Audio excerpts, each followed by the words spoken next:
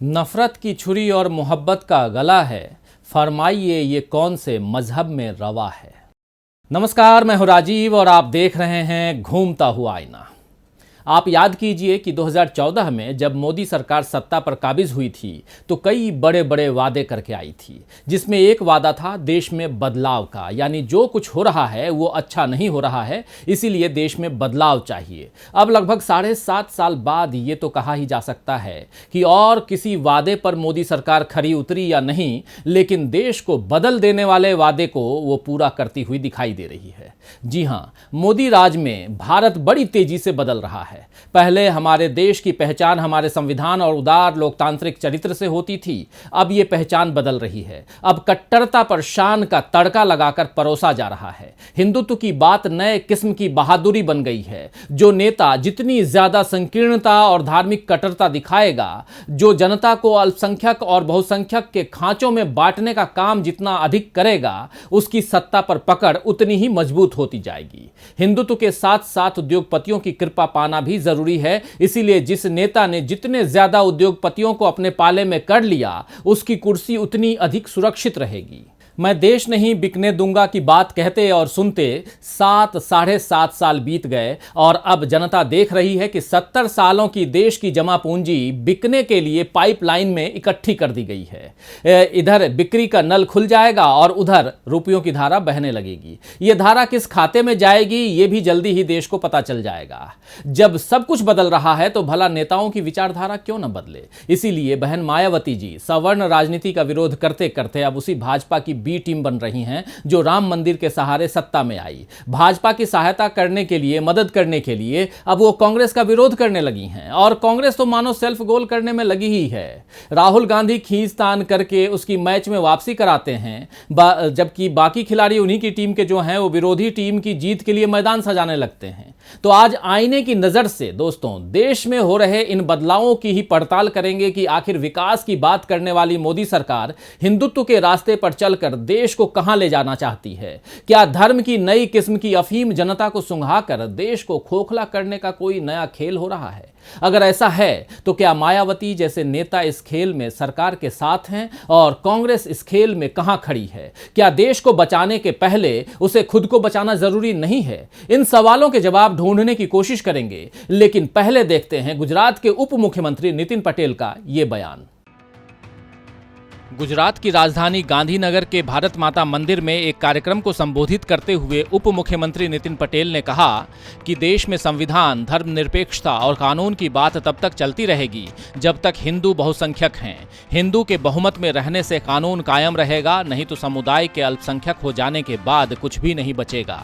नितिन पटेल ने आगे कहा कि मेरे शब्द लिख लीजिए, अगर हिंदुओं की संख्या कम हुई तो उस दिन न कोई कोर्ट होगा, न कचहरी होगी, न कोई कानून, कोई लोकशाही नहीं, कोई संविधान नहीं रहेगा, सब दफना दिया जाएगा। हालांकि इसके बाद नितिन पटेल ने यह भी कहा कि मैं हर किसी के बारे में बात नहीं कर रहा हूं, क्योंकि बड़ी संख्या में मुसलमान देशभक्त हैं, लाखों ईसाई देशभक्त हैं, गुजरात पुलिस में हजारों मुसलमान हैं, वे सभी देशभक्त हैं। तो नितिन पटेल ने भले अल्पसंख्यकों को देशभक्त बताया हो, लेकिन जो संदेश पटेल देना चाहते थे वो उनकी बातों के पहले हिस्से से ही मिल गया है। संविधान, धर्मनिरपेक्षता और कानून की दुहाई देते हुए नितिन पटेल ने दरअसल बड़ी चालाकी से हिंदुत्व का भाजपाई कार्ड चल दिया। ये कार्ड ही सत्ता तक पहुंचने के लिए भाजपा का तुरूप का इक्का साबित हुआ है और अब इस सत्ता को चारों ओर से चुनौतियां मिल रही हैं, तो फिर से इस ट्रंप कार्ड को भाजपा खेल रही है। भाजपा के लोगों को इतिहास और संविधान का कितना ज्ञान है, यह इस तरह के बयानों से साफ पता चल जाता है। संविधान सभी नागरिकों को बराबरी का दर्जा देता है। संविधान की प्रस्तावना में हम भारत के लोग लिखा हुआ है, हम भारत के हिंदू या मुस्लिम या हम भारत के ईसाई नहीं लिखा हुआ है। संविधान निर्माताओं ने अपनी इस सुंदर रचना के ऐसे अपमान के बारे में कभी सोचा नहीं होगा। दोस्तों, हिंदू की संख्या कम होगी तो कानून, कोई लोकशाही नहीं होगी, ऐसा कहकर नितिन पटेल देश के उन नागरिकों का अपमान कर रहे हैं जिनका धर्म हिंदू नहीं है, लेकिन यह वतन उनका भी उतना ही अपना है जितना किसी हिंदू का, क्योंकि भारत हिंदू राष्ट्र नहीं है। धर्म के आधार पर इसकी नींव नहीं रखी गई है। धर्म के आधार पर पाकिस्तान का निर्माण हुआ था, यह हम सब जानते हैं। इसीलिए जिन लोगों को मजहब से अधिक देश से प्यार था वो यहीं यानी कि भारत में ही रह गए। अब इस तरह की बातें कहकर नितिन पटेल जैसे लोग न केवल उनके फैसले को गलत साबित कर रहे हैं बल्कि उनकी देशभक्ति पर भी सवाल उठा रहे हैं। क्या इस देश के सारे अपराध अल्पसंख्यकों के खाते में दर्ज हैं? क्या सारे हिंदू पाक साफ हैं? क्या कभी किसी हिंदू ने कोई कानून तोड़ने वाला काम नहीं किया?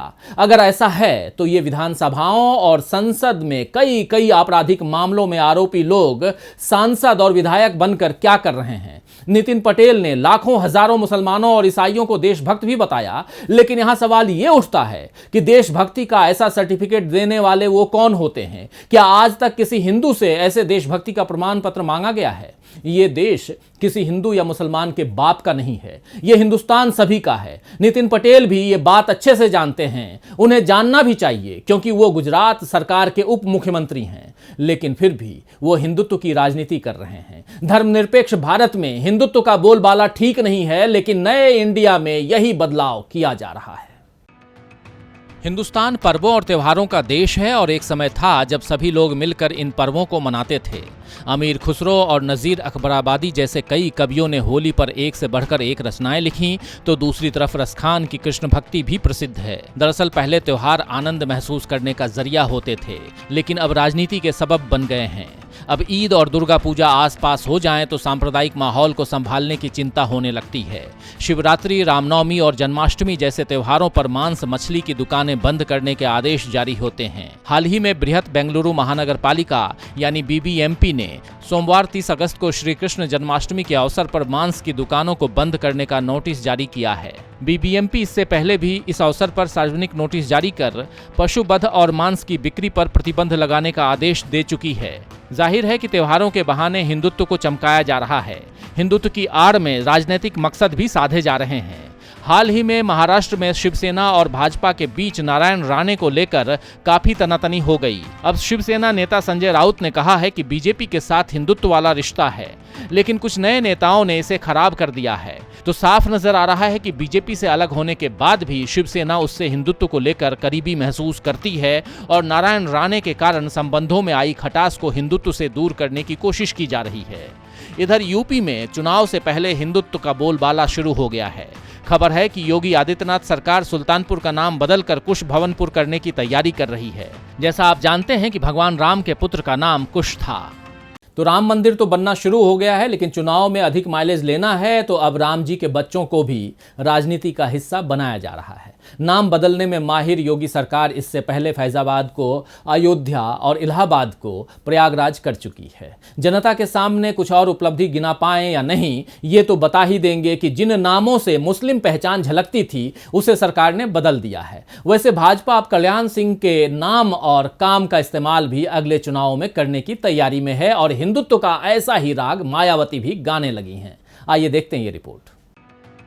योगी सरकार ने अयोध्या में राम मंदिर परिसर की ओर जाने वाली सड़क का नाम हाल ही में दिवंगत भाजपा नेता और पूर्व मुख्यमंत्री कल्याण सिंह के नाम पर रखने का फैसला किया है। सरकार की ओर से जारी एक बयान में घोषणा की गई कि अयोध्या के अलावा लखनऊ, प्रयागराज, बुलंदशहर और अलीगढ़ में एक एक सड़क का नाम भी कल्याण सिंह मार्ग रखा जाएगा। जैसा आप जानते हैं कि कल्याण सिंह अन्य पिछड़े वर्ग यानी ओबीसी के बड़े नेताओं में से एक थे, जिन्होंने 1990 के दशक में भाजपा को हिंदी पट्टी में स्थापित करने में अहम भूमिका निभाई थी। उनकी निगरानी में ही 6 दिसंबर 1992 को कारसेवकों की भीड़ ने अयोध्या में बाबरी मस्जिद को ध्वस्त कर दिया था। इसके बाद भाजपा किस तरह केंद्र की सत्ता पर पहुंची, ये इतिहास सब जानते हैं। भाजपा के सामने अब भी सवाल सत्ता का है, इसीलिए पार्टी अगले कुछ दिनों में उनके सम्मान में स्मृति कार्यक्रमों के आयोजन की योजना बना रही है। बताया जा रहा है कि भाजपा ने कल्याण सिंह को यूपी में हिंदुत्व के साथ साथ ओबीसी आइकन के तौर पर पेश करने की योजना बनाई है। उन्हें श्रद्धांजलि अर्पित करते हुए केंद्रीय गृह मंत्री अमित शाह ने कहा था, गरीबों और पिछड़ों ने अपना शुभचिंतक खो दिया है। इससे समझ आ रहा है कि भाजपा किस तरह पिछड़ों और हिंदुत्व के सहारे चुनाव में उतरने की तैयारी कर रही है। यही हाल मायावती का भी है, जो प्रबुद्ध वर्ग सम्मेलन करके सवर्ण मतदाताओं को लुभा रही हैं और अब भगवान कृष्ण और फिर भगवान विश्वनाथ के नाम की माला जपने जा रही है। इधर समाजवादी पार्टी भी सत्ता में आने पर भगवान परशुराम की प्रतिमा समेत भगवान विष्णु की प्रतिमाओं का वादा जनता से कर रही है, यानी हिंदुत्व के बिना चुनावी राह पर वो बढ़ना नहीं चाहती। तो जो काम बीजेपी कर रही है वही काम समाजवादी पार्टी और बसपा भी करेगी, तो फिर राजनीतिक दलों में विचारधारा का फर्क कहां रह जाएगा। शायद इसीलिए बसपा सुप्रीमो मायावती भाजपा की जगह कांग्रेस का विरोध करती हुई दिख रही हैं। हाल ही में एक प्रेस कॉन्फ्रेंस में उन्होंने कांग्रेस पर पैसे लेकर टिकट बांटने और राज्यसभा भेजने का आरोप लगाया है। ऐसा लग रहा था जैसे मानो बहन जी भाजपा की प्रवक्ता बनकर काम कर रही हैं। इसके पीछे उनकी कौन सी मजबूरी है ये तो वो ही जाने, लेकिन कांग्रेस की अपने उदंड नेताओं को बर्दाश्त करने की कौन सी मजबूरी है ये भी समझ से परे है। देश में कांग्रेस की ले देकर 3 राज्यों में सरकार है। महाराष्ट्र में तो वो हिस्सेदार है, लेकिन राजस्थान, पंजाब और छत्तीसगढ़ में पूरी तरह से कांग्रेस सत्ता में है। राजस्थान में सचिन पायलट और अशोक गहलोत के बीच फिलहाल मामला शांत है, लेकिन पंजाब में अमरिंदर सिंह और नवजोत सिंह सिद्धू के बीच जोरदार झगड़ा छिड़ा हुआ है, जिसका असर चुनावों पर पड़ सकता है। वहीं छत्तीसगढ़ में तो कांग्रेस सबसे मजबूत स्थिति में है, लेकिन यहां भी सीएम की कुर्सी को लेकर ऐसा झमेला खड़ा किया गया है जो जल्द नहीं सुलझा तो कांग्रेस को इसका भारी नुकसान झेलना पड़ सकता है। राष्ट्रीय स्तर पर भी कांग्रेस के बागी यानी G23 गुट के नेता इसी फिराक में हैं कि कब वो गांधी परिवार को नीचा दिखाएं और उनकी नेतृत्व क्षमता पर सवाल उठाएं।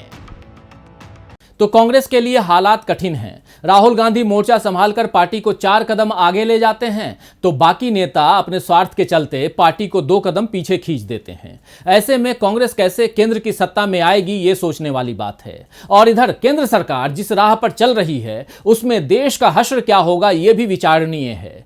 पिछले 7 सालों से चल रही निजीकरण की नीति अब खुलकर उद्योगपतियों के साथ खड़ी दिख रही है। मैं देश नहीं बिकने दूंगा, मैं देश नहीं मिटने दूंगा का नारा देने वाले मोदी जी की सरकार ने नेशनल मोनेटाइजेशन पाइपलाइन की घोषणा की है। इसके जरिए 6 लाख करोड़ जुटाए जाएंगे। मोदी सरकार ने 25 हवाई अड्डों सहित 400 रेलवे स्टेशनों में निजी निवेश की मंजूरी देने के साथ साथ सड़क, रेलवे, बिजली supply, natural gas pipeline, product pipeline, aviation, warehouse, telecom, urban real estate समेत माइनिंग में भी निजी निवेश को मंजूरी देने की तैयारी कर ली है। अब तक देश में लोक कल्याणकारी सरकार होती थी, अब ऐसा लग रहा है दोस्तों कि OLX सरकार अब बन गई है जो किसी भी चीज को बेचने के लिए माहिर है। आप भी उस पर बोली लगा दीजिए।